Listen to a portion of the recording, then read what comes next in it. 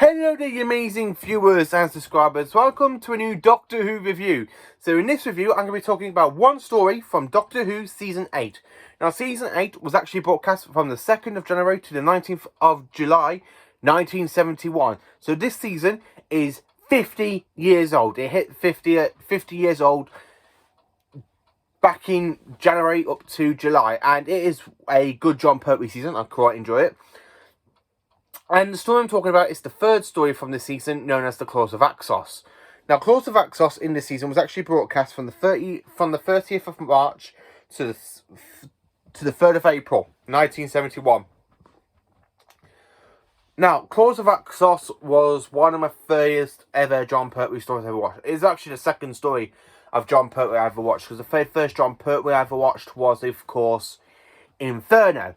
Now, Inferno is from Season 7. It's the final story of Season 7. So, I remember watching that with my dad on the DVD.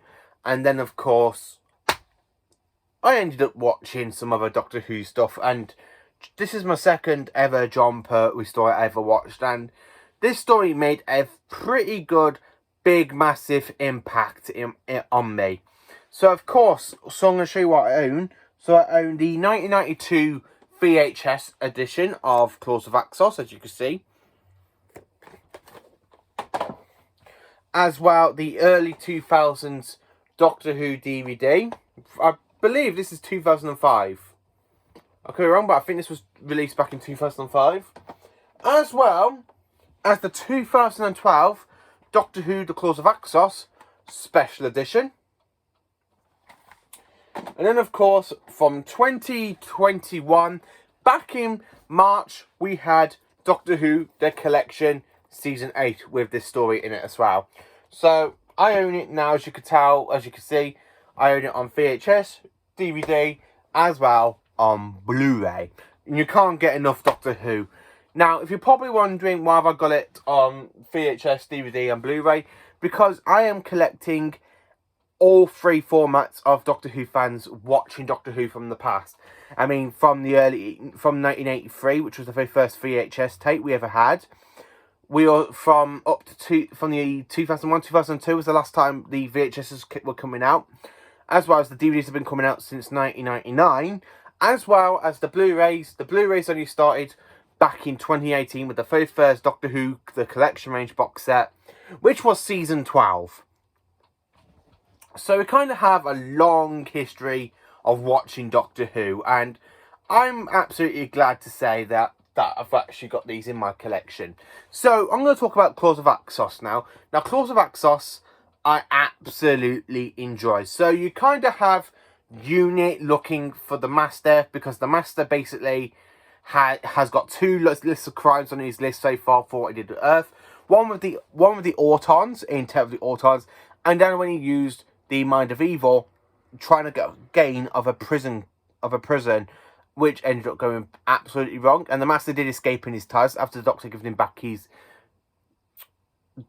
not communion circuit. It's the demetatilization circuit. You know, the demetatilization circuit, which is the Doctor is holding in his hand in the box set. So anyway, the Master has been captured by Axos. Now, Axos isn't an alien entity. It's an entity. It can shapeshift into any form. It can transform into like humanoids. Then you kind of got these great, big, massive kind of like bobbly creatures, and they can even shapeshift into a big giant eye in a spaceship. Now, of course, Axos wants to drain Earth of its power, so the Master makes a deal with them for them to try and kill the Doctor. But the Master didn't tell Axos the Doctor is also a Time Lord. Now, Axos wants the ability to travel in time. So the Doctor does let them connect up to the TARDIS in Part 4. And he actually traps them inside a quantum time loop. And when you hear him talking about it, and he goes, "It seems I'm sort of a galactic yo-yo." I really enjoy Claws of Axos. The Axos design, I absolutely physically love. Now, we did have a figure set of Claws of Axos with the Brigadier, Captain Yates, and Sergeant Benton, which is on my figure shelf, and I absolutely love that figure set because it's the first time I think we actually had a proper unit set. Now, on figure, unfortunately, I don't own any of Axos stuff apart from the Court of Axos storyline, so I'm hoping to get some figures based on that. Now, this story I physically enjoyed because, one, it is a great John Pertwee story, and then when you have the Doctor, like, running out of ideas what to do because of Axos attacking.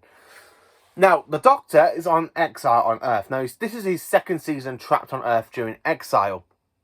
And, of course, he's took his TARDIS apart, trying to get it to work so he can actually leave our planet. So the Master fixes it all up, and the Doctor thinks, great, I've got the Master here, we can leave the Earth to the Axos and stuff. Like, he betrays the Master, because the Master's going, right then, show me off.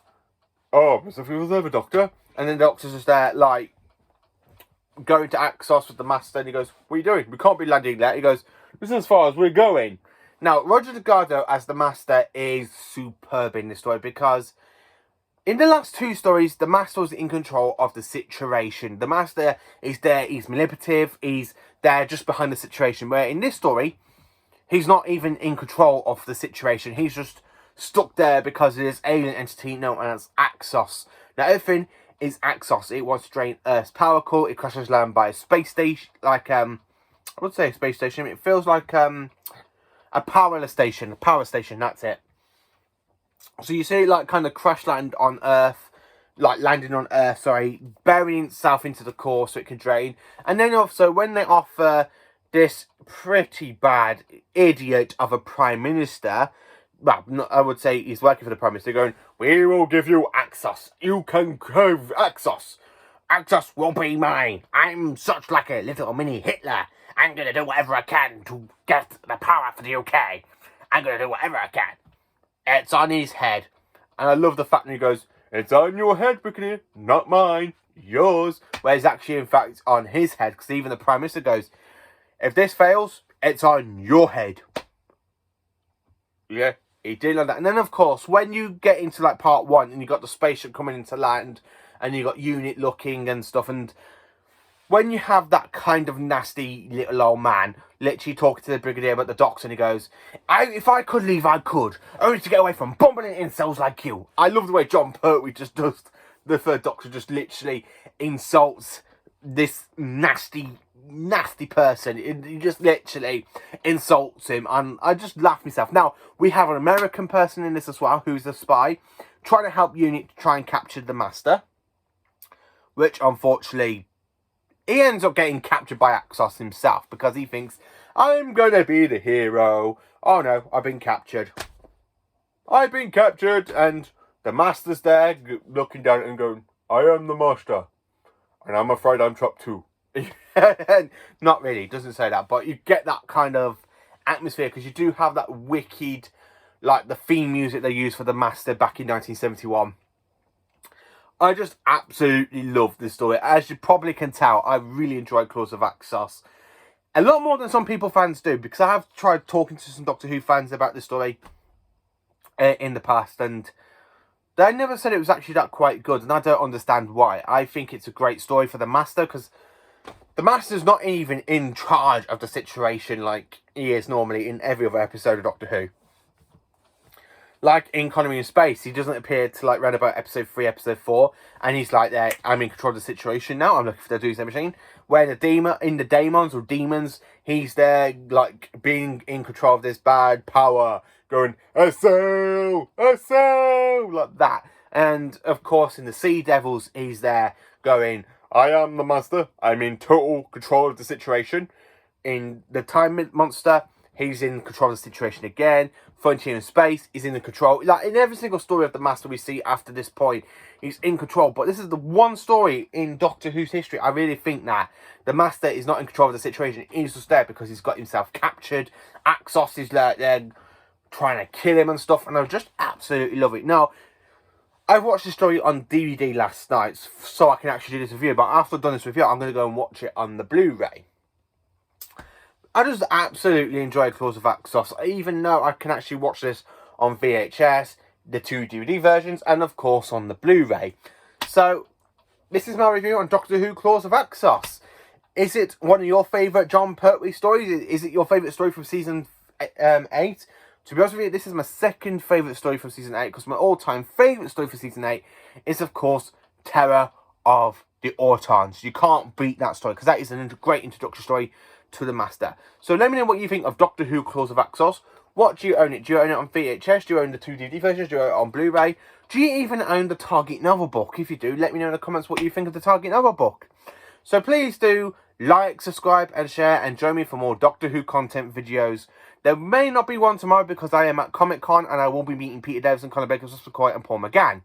So I will be meeting them and I'll be getting their autographs. So quite looking forward to doing a video and showing you the autographs where I've got signed. So thank you for watching. As I say, please do like, subscribe and share, and join me tomorrow or possibly Sunday for another Doctor Who video. The next review will be on episode 4 of Doctor Who Flux, which is going to be broadcast on Sunday, which is known as Village of the Angels. Yeah, this is a return story of the Weeping Angels, and I'm absolutely looking forward to it. So, as I say, please do like, subscribe and share, and join me another time. And also let me know in the comments what you think of Doctor Who, The Claws of Axos. Thank you for watching.